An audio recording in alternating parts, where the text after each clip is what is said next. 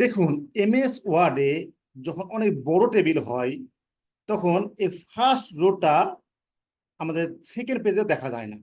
এই সুতরাং পরবর্তী পেজে আমি এই হেডার গুলো বুঝতে পারছি না কোনটার হেডিং কি।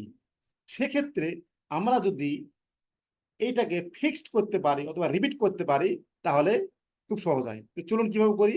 আমাদের এইখানে দেখবেন একটা লেআউট আছে, সেই লেআউটে ক্লিক করব। লেআউটে ক্লিক করে এখানে এই যে দেখেন রিপিট ফার্স্ট, এটা এখানে ক্লিক করব। এটা ক্লিক করলেই কিন্তু আমাদের এটা হয়ে এই দেখুন। এখন এখন দেখুন প্রত্যেকটা পেজে এটা এই প্রথমটা আছে, প্রত্যেকটা পেজে যত বড় টেবিল হোক এই প্রত্যেকটা পেজে এটা আমাদের রিপিট হচ্ছে ফার্স্ট রো। সুতরাং আমরা বুঝতে পারবো কোন ডেটাটা কোন হেডিং এর আন্ডারে। আদারওয়াইজ এটা কিন্তু বোঝা খুব কঠিন। সবাইকে ধন্যবাদ।